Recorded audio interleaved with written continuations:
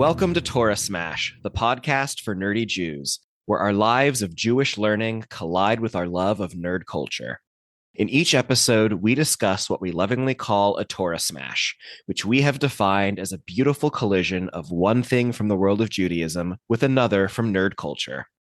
I'm Ethan Lane Miller, and joining me today are Barack Malkin, RDY, Tamar Laddy. Yay!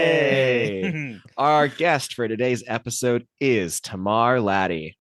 Tamar is an alum of the Warner Brothers Writers Workshop and staffed on the hit TV series Pretty Little Liars, as well as The Lying Game and Heart of Dixie. A Princeton and USC grad, Tamar is passionate about serialized, character-driven storytelling. She has recently found success writing movies for Hallmark, including the blended family rom-com Crashing Through the Snow. Her second film, Round and Round, is a Hanukkah movie with a heightened Groundhog Day structure that premiered to rave reviews. NPR's Linda Holmes called it a delight, and the film was also listed in Vanity Fair's The 20 Best New Holiday Movies to Watch in 2023. Tamar hails from Metuchen, New Jersey, where she grew up attending weekly Shabbat services at Neve Shalom, a conservative synagogue. Her parents ran a kosher catering business, which meant she spent much of her teen years waiting tables at other people's bar mitzvahs. A graduate of the Frisch School, a modern Orthodox high school, Tamar currently lives in Austin, Texas, with her husband, 2 kids, and golden doodle honey. Welcome, Tamar. Yeah, Thanks. welcome, Tamar. Welcome. This is exciting. Glad Can to I be just here. jump right out? I'm just going to steal time right now because having character-driven storytelling in your bio, like to me, that's what Torah is all about. And like all the ideas I have for study tend to be like, let's look at this person and see how they compare to that, this actual person. Or my thesis that no one should ever read is a comparison of 4 biblical characters to 3 comic book superheroes. Oh, cool. Nice. Yeah. Well, That's awesome. Tamar, I am so glad to have you here. You're here for many reasons, but the main reason is this is our Hanukkah episode, and I wanted to talk a bit about Round and Round. So I heard about Round and Round before I put 2 and 2 together that I happened to know you and you were the writer. And so I've watched it and I had a great time. I liked this film. I appreciated that there were nerdy elements scattered throughout, and don't worry, we're going to get there, I promise. But what I want to frame our conversation with today is a little higher level. Pause for groan from Barack and RDY. Why? I like the higher level stuff. Oh, good. We're going meta, guys. We're going meta. Oh, when you say higher, you mean further back?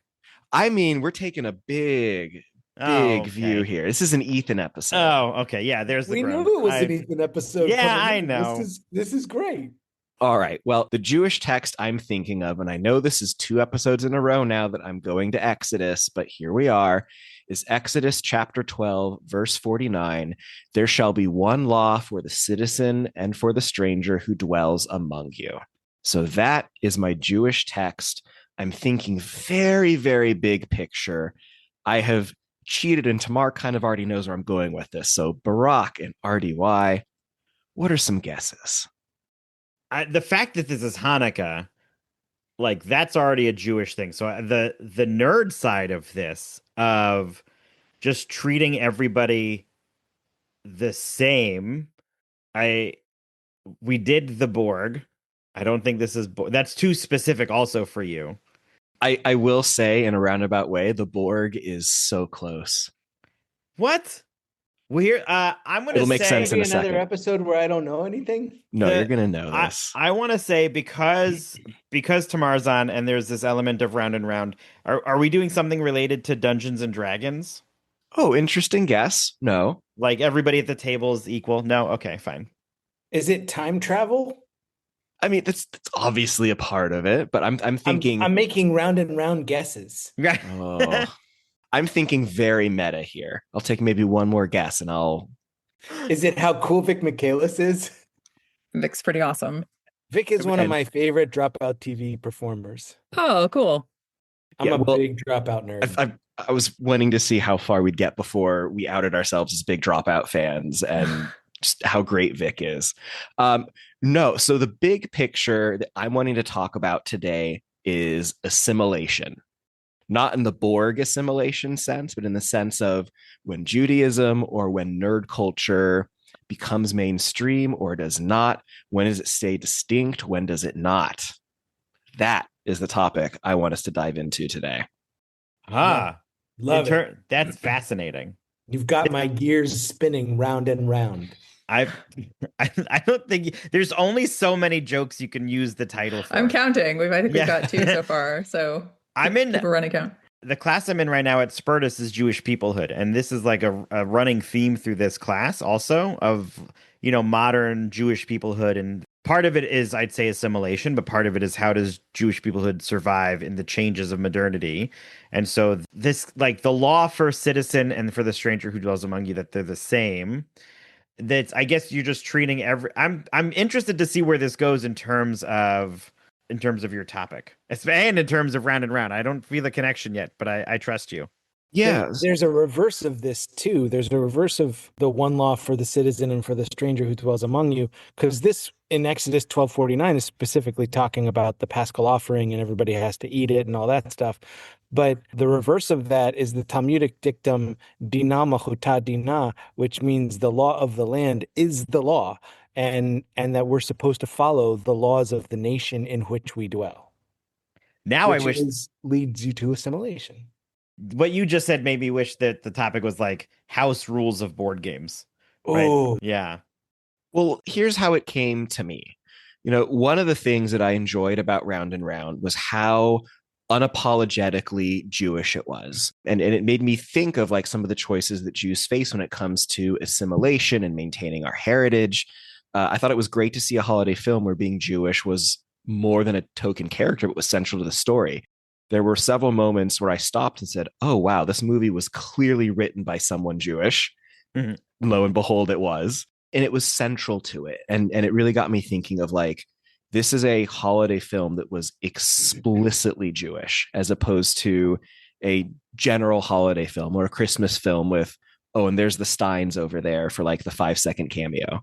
Sure. I mean, that was a very specific decision. This isn't the first Hanukkah movie and not the first Hanukkah movie within the Hallmark realm. But oftentimes, like this year's Hanukkah movie, I believe is an interfaith relationship. And so they'll do that often. And another thing that happens sometimes in Hanukkah movies on Hallmark is there'll be the non-Jewish character who's the friend, who everything gets explained to them. And they're sort of the viewpoint in for the non-Jewish audience to understand what was happening. And I just wanted to make a movie that was a little different, where it was very kind of, in a certain regard, inside baseball. So if you're watching it and you're Jewish, you're having like a really different experience. I mean, and I think anybody can relate to that. There are a lot of universal themes, I think, that people can relate to, even who aren't Jewish. But I wanted it to be kind of like one for us, Yeah. I have friends who are like diehard Hallmark movie fans. Like, they had messaged me in my nerd dad group the other day. I'm like, hey, just so everybody knows, me and my wife are watching one Hallmark movie a day for the rest of the month, if you want to join us for any of them. But when I said that you were coming on and I didn't have the movie, they're like, come over. We saved that one. Like, these are non-Jewish friends, and they bought your movie because they loved it so much. And they're like, Brock, you've got to come over. You've got to see this. Have you seen Round and Round yet? Like, when it came out originally. They're like, this is all you. It's Jewish, and there's Dungeons and Dragons references, and he's like a nerdy Jew. Like, it was very funny. But the fact that they love it so much was also, I think, a testament to the non-Jews thoroughly enjoyed this Hanukkah Hallmark movie. That's really nice to hear. I've heard on this particular movie from a lot more guys who really liked it. And I think that's because of the nerd culture and because of the comic book store and that dynamic. Yeah, that was fun. For sure. Yeah, I think anyone who writes a time travel movie that does not involve a comic book store in some way is just kind of missing the point. It's funny. There's a scene in the movie where they go to the comic book store for help from the main male character's best friend works at the store. His name is Seth. My brother's name is Seth. That's an homage to my brother. Growing up, he was very into comic books and all things D&D and video games. And so that was definitely a nod to him. But when they go into the comic book store, one of the first things he does is he goes through and he's got an encyclopedia memory for storylines and comics, and he goes and he finds several. And in order to write that, and even when I was first thinking about this idea, I went to a local comic book store here, and I also went to one in LA because there aren't that many Groundhog Day loop storylines in comic books. Right. I assumed when I had the idea for this movie and that scene that there would be like a ton I could reference. And there really weren't that many. There are plenty of time travel, but specifically Groundhog Day loop time stories, not so many in comics. Plenty in movies, not so many in comics. Yeah, I will say that scene, not that it pulled me out. There's a part where he's fishing through and looking for stuff, and he pulls one out, and he's like, how about this one? And she's like, no, I don't think so. And he flips a few back and goes, how about this one? And I went, whoa, whoa, whoa. How is that comic going to be right behind? It shouldn't have been organized like that. There's no way he organizes a store by storyline. There's no way he should have had to go like around the other side of the counter to find the other one. Like that, I was like, how is that? That pulled me, not that it pulled me out completely, but I yelled at the screen. And Tamar, I know you're an avid listener to the podcast, but that's a classic Barack critique of a movie. If that's your biggest problem with the movie, I'll take it. That's great. So here we are talking about a movie that made a really distinct choice of how to be Jewish, of how to present that Jewishness. And so I think one of the questions is, we as Jews living in America, we have a choice and we're faced with it, I think, more often than perhaps we're conscious of, which is, when do we assimilate? When do we choose to be outwardly Jewish? When do we not? And this is a complicated time, I think, both on a meta level and also recording it around the winter holiday season. So it's very, very, Christmas time sort of thing. And so what do we do when we have these sort of decision moments? Like, I think for me, I think of a time that I went to Target to like get a gift card for a friend's daughter's bat mitzvah. And I asked them to put $18 on the card, and the cashier stopped and said, "What? Really? Why?" And I remembered vividly, I had a choice in that moment. And I had to very quickly size up, do I think this person's a threat? How do I think they're going to react if I talk about being Jewish? And it stuck with me, clearly. I think we see it a lot more in other Hanukkah Hallmark movies where everything is overly explained. And in Round and Round, I really did like that there was not like Sufgan Yod, which is Hebrew for, it didn't have that basic teachings throughout. And so the assimilation for me, I know you're asking about my life. I'll give an answer for the movie and then I'll come to me. But another thing that stuck out to me from the comic book scene is that they went in and she was talking about her experience of reliving this day of Hanukkah. And there was no let's pause and explain to these comic book store owners what Hanukkah really is and why this seventh night, that was really wonderful. There was no stop and pause. And the assimilation of this local community and probably a heavily Jewish community if there was such a long line at the donut shop, right? So there's maybe. Well, I don't know if you picked up on it, but it's set in New Jersey. The parents' home is in New Jersey. And that's what I was going to say, Ethan, too, is that my experience growing up in New Jersey, it felt like not everyone was Jewish, obviously, but people just had more of an understanding of what Judaism was and context for it. And so I think that maybe in the movie that comes through a little bit because people just have that. Whereas living in Texas is a little different. I know my kids growing up and going to public school in Texas, they're maybe the only Jew in their class. Maybe that's not true. We actually live in a neighborhood that has more of a Jewish population in Austin. But yeah, it's different from growing up in New Jersey and having all the high holidays off from school. Yeah. I spent 2.5 years working in New Jersey at a synagogue, and I remember how stunned I was to hear that they naturally had school off on Rosh Hashanah. The concept had never entered into my mind before. Same. When we moved my kids from South Florida, where they went to a Jewish day school, to Southern California, where they went to a public school, it was a world of difference for them. They went from being everybody knows this to token. And watching that through their eyes, I was token ish growing up. I grew up in Cincinnati where Reform Jews are everywhere. So you could say Hanukkah and not have to explain what Hanukkah was, but you would never say Sufganiyot and not expect people to need an explanation. So, I was just going to ask, I was yeah, just going to specify where in Southern California were you? we lived in Irvine. Oh, okay. So just up the road in Los Angeles. I mean, everybody is, Right. again, There's not a big everybody's Jewish, difference. but there's a big difference. Yeah. Yeah, big difference between being in LA and being in Orange County. Mhm. And also with kids that I teach now, especially in the last 2 years since October 7th of 2023, people, as far as expressing their Judaism, like we have the conversations of like, do you tuck your star or do you put it out?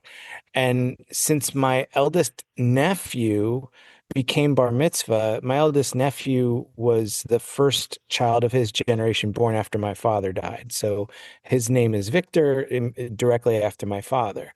And he, for his bar mitzvah, he received my dad's Jewish star. And anytime I see a picture of my nephew with that Jewish star on the outside of everything, I just swell with pride. I absolutely love it. And that's one of the things that a lot of the kids that I'm dealing with today, in whatever pulpit I'm in, that's what they're dealing with. Like, how Jewish do we express ourselves in public? Is this, it feels like we're not really talking assimilation. We're talking about Jewish pride. To me, the assimilation is joining into a community and having to merge and become that together.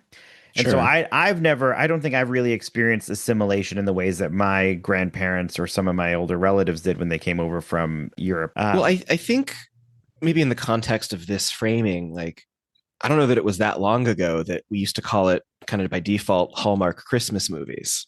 At least that's how it was for me, that was kind of always the default. And it's lately that we've seen this kind of expansion, or maybe I've been living under a rock, but at least that's how it's felt for me.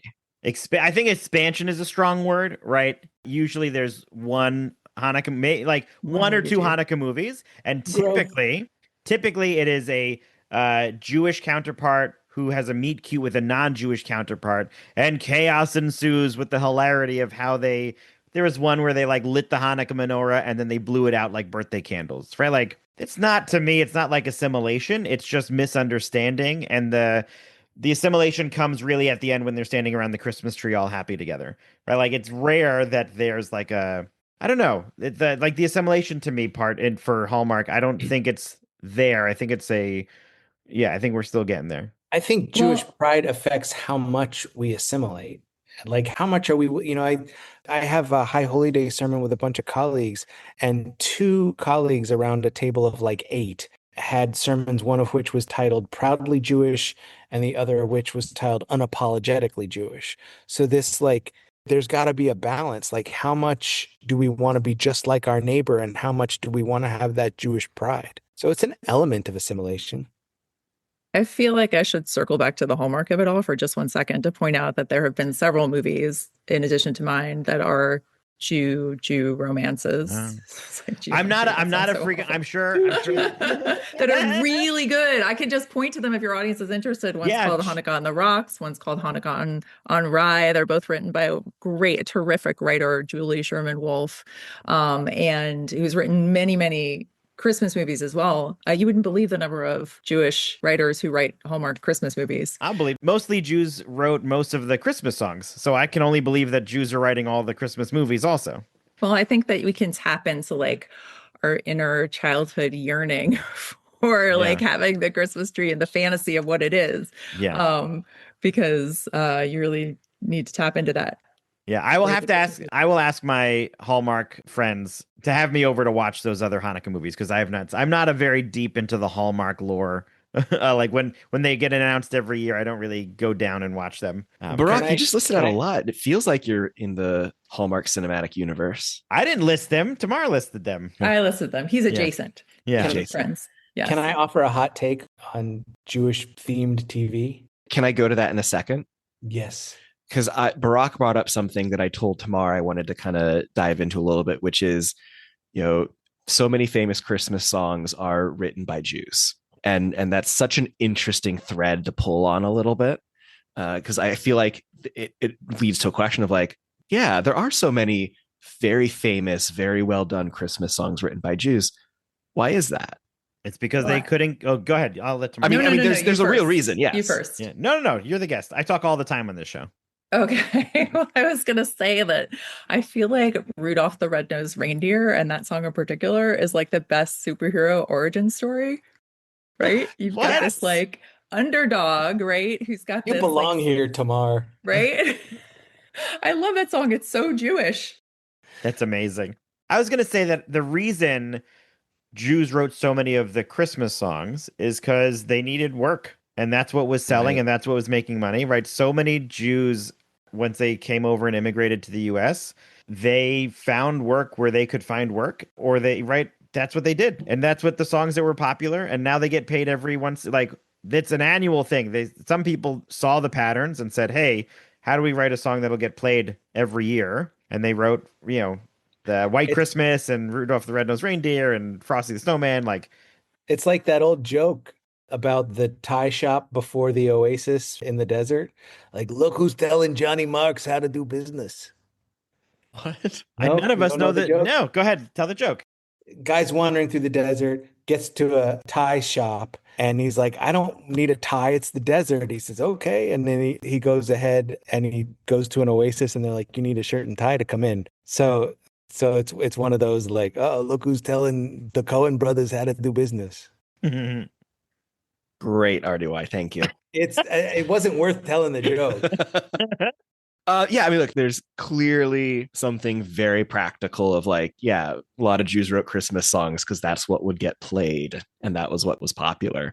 So again, like it felt refreshing to watch something that was so clearly, directly, unapologetically Jewish. And it wasn't like inside jokes. It was just not even inside, like Jews watch it and understand it.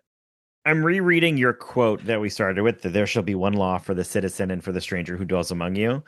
And I'm trying to find the thread for the movie that you're pulling here. And the thing that's coming to my mind is the fact that I know we're talking Jews and non-Jews is really the conversation that we're headed. But the idea that the love interest, Zach, was not part of this family and had come in, and every time he's in a scene, like he becomes part of their Hanukkah celebration and he's not excluded from it. And so not that there's a law for the family members and the non-family members, but he had a role there. He had a job. He was part of this community because his job was to drive the grandma. And then he stayed and participated and stood around with lighting the Hanukkah candles. And so I don't know if there's something in terms of that, of the sort of welcoming sense of the Jewish community for those that are outsiders and treating them like they belong, like this quote sort of talks about. Because they do have their own traditions, this family, like the cousin game, the dreidel game that he kind of gets wrapped into. Yeah. And something that sparked for me too, when you were talking about the outsiders, I think sometimes the outsiders can have a different perspective. Like he comes in and she's talking about, oh, my dad's always on me about the boxes. And he's like, well, maybe there's something in there. And so I think outsiders can bring an interesting perspective. Yeah. Speaking of the dad, so cool to see Rick Hoffman not playing a weasel. Yeah. Yeah, I was waiting for him to like turn character, because he's always like this, not annoying, but mischievous, cunning, like sly fox kind of character. And he was just this loving dad. It was severely throwing me. Yeah. I mean, what's of fun course, about I know him that. from Suits, but Yeah. And what I was going to say is what's fun about that is that the Suits had a real revival in 2023, which is the year this movie came out.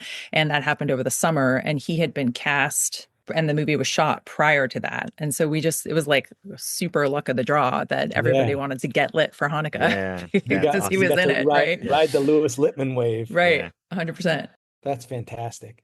I think for me, I really, again, like I'm approaching this very, very meta when we're talking about like making things being equal and in a place where like there are differences that should be observed and celebrated. I think that's kind of where for me, that's my thread, that I'm looking at Round and Round on a meta level of where it exists among Hallmark movies, around holiday movies. Oh, you were really pulling out. I see what you're saying. Yes. that this Hanukkah movie should be treated equal to all other Hallmark Christmas movies, as this movie is the stranger who dwells in the land of Christmas Hallmark movies. Is that what you're saying? And this is an unapologetically Jewish, written by a Jew for the Jewish Oh, community amazing. Okay, I get it Hallmark now. thing.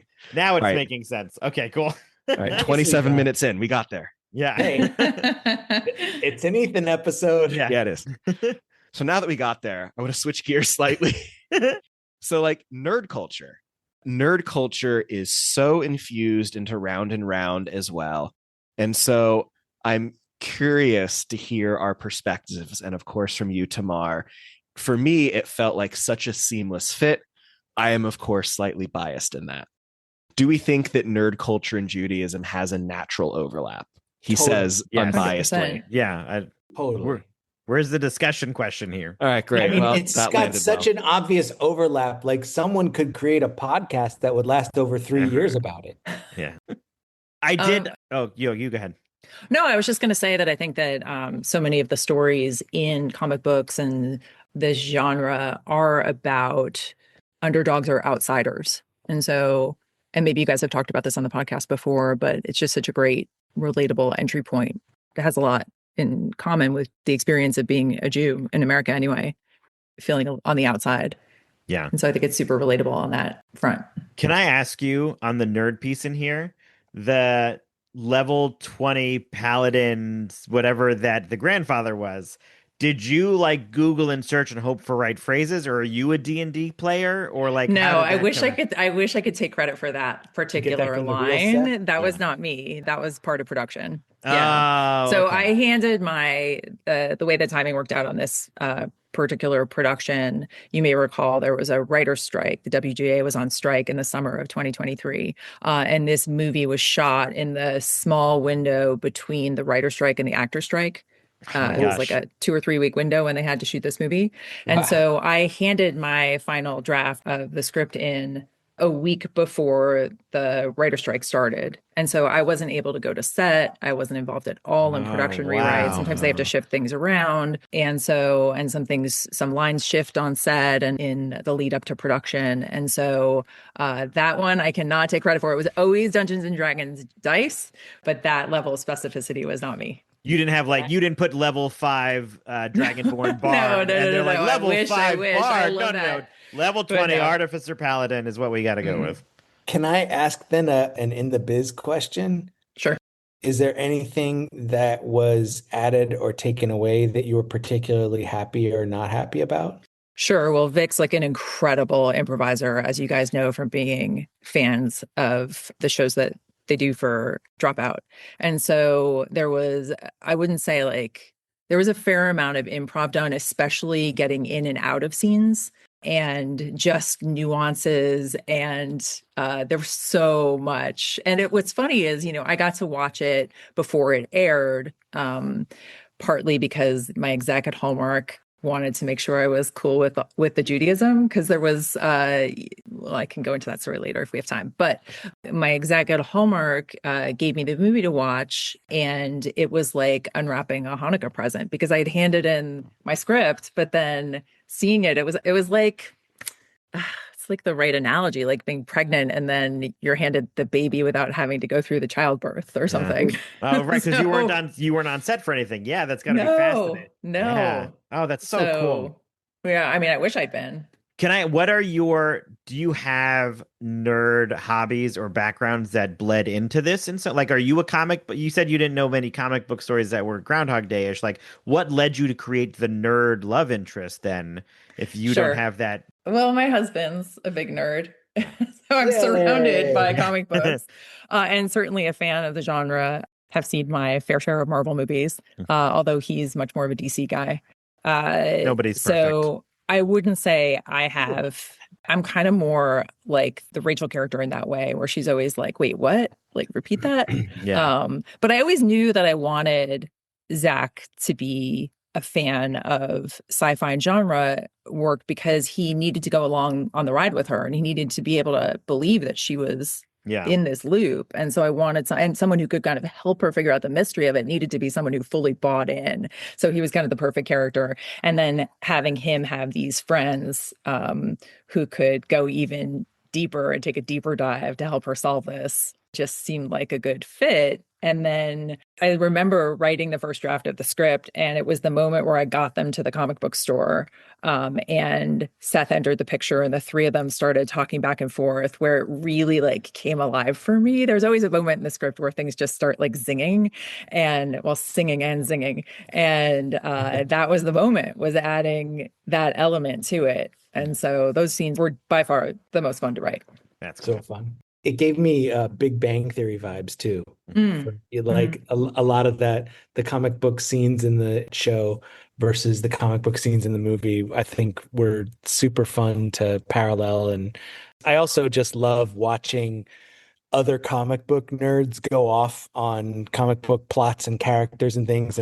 So I can be like, yeah, that. I think the fun part about it too, or something that occurred to me pretty early on, was because she's time looping, by the end, she's caught up and she knows all these things. She's like an expert. She's looking for the particular episode of a particular comic book to give her the storyline. So, and they've gotten to the level in the video game. So she's sort of like had enough time to become the nerd.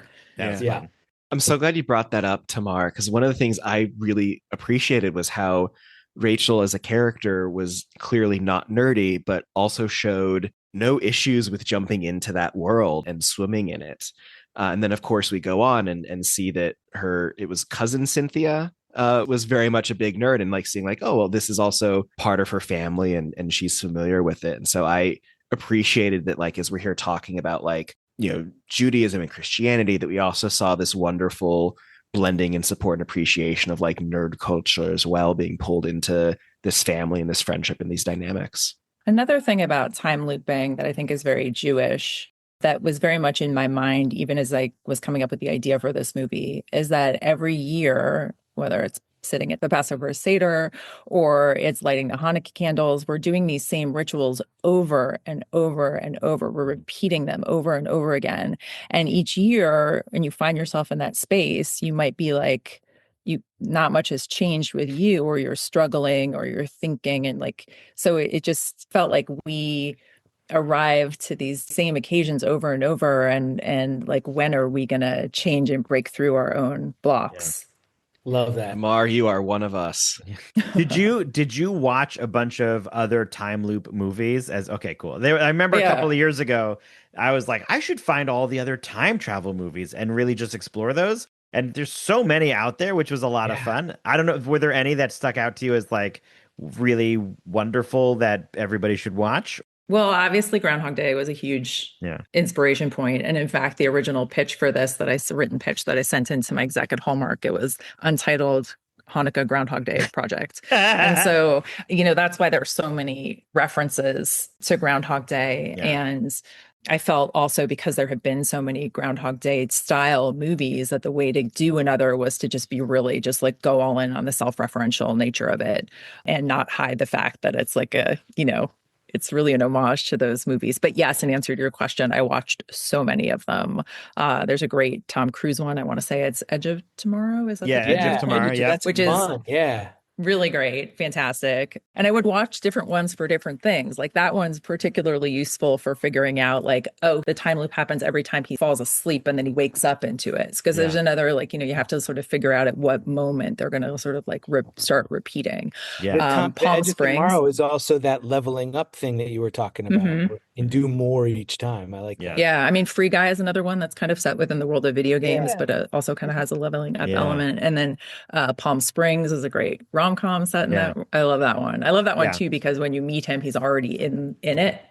A very unique take on that, where there's no background on it. It's just they throw you in it right in the middle. Right. Yeah, and at the beginning when they were self-referencing and talking about which one's Bill Murray, which one's Andy McDowell, and I was like, well, obviously you're Bill Murray going through it, and he's Andy McDowell, the love interest, and you're like, it was good stuff. Yeah, I love that the characters were very referential to being in a time loop and understanding that it's Groundhog Day. You know, it's another really good one that we didn't reference in the movie is Russian Doll. That's also very Jewish. Oh, yeah. It's a series. It's with Natasha Lyonne Yeah. on Netflix. And that one I would suggest for anybody who hasn't checked out, who likes these type of movies. That's a really great one. Nice. I've been a Natasha Lyonne fan since Slums of Beverly Hills. So to realize she was Jewish several years ago was super fun. And to see her in Fantastic Four. thank you, was like chef's kiss. Beautiful. Yeah, that was a great scene.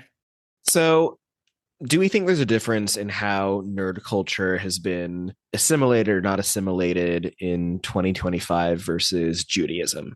I mean, we just talked about big blockbuster Marvel movies that are making in millions and millions and millions of dollars. So clearly, nerd culture is not what it was even 20 years ago in terms of what's in the mainstream.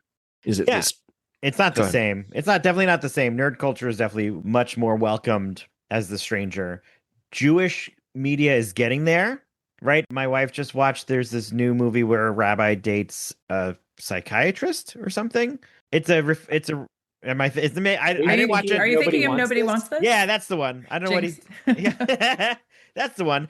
It's a Netflix series called Nobody Wants This. And it's actually about a podcaster who has like a sex themed podcast, and she's not Jewish, and she winds up dating a rabbi. Yeah, that's the one. My wife, I remember every now and then would like yell at the screen of his decisions or what they were doing with his storyline.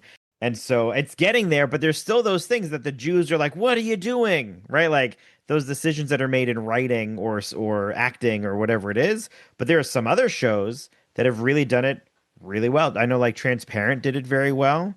And we've talked in the past about other Jewish families that are like I think the Goldbergs does a wonderful job of Jewish families in the mainstream, right? So I think we're getting there, but with nowhere near where Nerd Level is accepted and part of the mainstream. Yeah. There is this fantastic animated show on Netflix called Long Story Short, and it's created by the guy who did BoJack Horseman, and it is such an authentic portrayal of modern day Judaism, all elements and areas of modern day. I mean, there's Reform, conservative, the Orthodox, there are Black Jews, there are Sephardic, it's Ashkenazic. It's just but told from the perspective of one family through time, and it jumps in time, and it's just so smart and well done and wonderful. I'll put it on my queue right after Stranger Things 5. Cool. I didn't know about this one. I'll have to check it out. And of course, Adam Sandler's You're So Not Invited to My Bat Mitzvah. No, You're So Not Invited to My Bat Mitzvah. Yeah. Way better than 8 Crazy Nights. Yeah. Well, he's doing a nice job of throwing it in right in Happy Gilmore 2. He sort of lets everybody know how proudly Jewish he is, because there's a scene where they're like, Dad, you were on Jeopardy, Gilmore. And it's like this Jewish golfer, blah, blah, blah, blah, blah, blah, blah, blah, blah, right? Like blatantly stated that Happy Gilmore is a Jewish character and not ashamed of it. And he's doing that more and more with this stuff. And I am thoroughly enjoying that there's this element of Judaism that he keeps throwing in, and not subtly, but not apologetically, and not overly explained about why or the cause or whatever. So I think as we begin to wrap up, again, I really, really liked this movie. I went in expecting the Jewish, not really understanding how deep and direct and honest and true it was going to be, and was delightfully surprised at the nerd culture elements that came in as well. It felt like it felt very close to home. So, Tamar, before we hop on off, are there any other stories, anecdotes you'd want to share, or any upcoming works or things you'd want to plug? Well, I'd say that you can, I believe, stream Round and Round. So please do make it an annual tradition for those of you who enjoy it. And I can't talk much more about it, but I have written another Jewish Hallmark Hanukkah movie with 2 Jewish leads that has a magical realism element. And we're still waiting to find out if it's going to be greenlit. So it's not in production, but I'm very, very, very excited about that one. Is there a nerdy element in this one too? Not so much. No. I mean, magic. I mean, it's got more of a magical realism element. Okay. I mean, there was a magical dreidel in this one, but yeah. Yeah. Oh, can I say, what a nice twist that the dreidel has worked its way through the family. I thoroughly enjoyed that, like, very calm conversation from the dad of like, well, you took me forever. Like, I really enjoyed that twist at the end a lot. Good, really, good. I'm glad you did. That came. Mm-hmm. Yeah, I like when the sister was like, Yeah, I did mine. Yeah. That came later in the process of development, actually. I never intended it for it to be a magical dreidel. I had concerns that non-Jews would watch it and be like, oh, those magical Jews. And I'll never forget, we had the rabbi and his wife, Rabbi Blumoff, over for dinner. And I was telling them about this project, and Hallmark really wanted the dreidel to be magical. My exec had sort of like latched onto this idea that the dreidel spins and it sets the thing in motion. And so I was saying like, oh, it's really like concerned about this. And the rabbi's wife said, oh, I think it'd be really cute if it was a magical dreidel. Don't worry so much about it. Just read it. And then, and thus it turned into a magical dreidel. I fully embraced it in the next draft and came to the idea of it being this family heirloom that had impacted. So when you see the parents meet at the beginning, that's really like the seventh time they've met. Also, spoiler alert. A little Jewish geography. Rabbi Blumhoff's son and daughter-in-law go to my wife's synagogue in Evanston. Oh, how lovely. Yeah. And while we're making Austin connections, was it Austin Books and Comics? Was that where you went? Yes. Love that store. Yeah. It's a great shop. What was it before Magical Dreidel? It was just supposed to be something magical that happened. It wasn't. Oh, like Groundhog Day. There's nothing that causes it except for the universe says, hey, you've got to learn how to be better. Yeah, okay, exactly. It wasn't like super specific. And you can see why it's more appealing to have it be. I mean, ultimately, it works so much better that it's that specific thing. Yeah, that's very fun. Cool. That's what happens in development. It's like you just it just keeps getting stronger and stronger as you go with draft by draft. Cool. Hopefully, ideally. Yeah. All right. Any other plugs, shout outs? No, I mean, shout out to my brother always, Seth, for giving me the inspiration.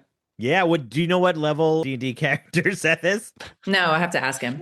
Oh, shout out to my son Miles, who I was like, he's the one who inspired me to write a Hanukkah movie in the first place. He was my buddy for watching Christmas movies when I was studying up to write my first Christmas movie. And he turned to me at one point and he was like, he must have been 9 at the time. And he was like, Mom, where are the Hanukkah movies? How come we're not watching any of those? Yes. Yeah, Miles. I will make a change. So good. Amazing. Yeah, I resisted the urge to mention in your bio that your children have gone to some of the best Jewish camps in Texas. You've overseen. Yes. Oh, that's awesome. I love that that's what caused you to make that shift. My kids ask those kind of questions all the time. And it's really nice that you were in a position to be able to be like, yeah, I should do that. Like, I can make that change. And look at like you are, which is wonderful. That's great. Now we just got to get it to like 3 Hanukkah Hallmark movies a year. And I'd be happier. Why not 8? I was just about to say, 8. You can do 8. Oh, that's right. Yeah. How nice would that be? That'd be amazing. Awesome. Before we go, we want to take this opportunity to wish everybody listening a happy Hanukkah. Happy Hanukkah. Happy Hanukkah. Well, Tamar, thank you so very much for joining us. Yeah. Oh, my pleasure. This was great. Thank you. This was great. All right. Thanks for having me. That'll do it for this episode of Torah Smash. Our fiscal sponsor is Jewish Creativity International. Our theme music was created by Sean Fogel. You can check out Sean's bands and studio work at www.thesleepywest.com. If you enjoyed today's episode, be sure to rate and review us wherever you listen. It helps others find us and is an excellent way to support the podcast. We want to hear from you and continue today's nerdy discussion. Go to torahsmash.com to find where to connect with us online, purchase swag from our store, support us with a donation, find previous episodes, and more. And in the movie Groundhog Day, Bill Murray's character repeats the same day over and over and over again, trying to get it right. In Judaism, we call that the High Holidays.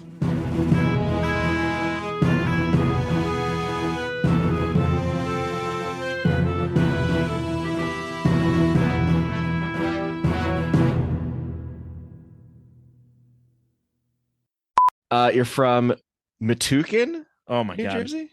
Metuchen. Metuchen. Oh man.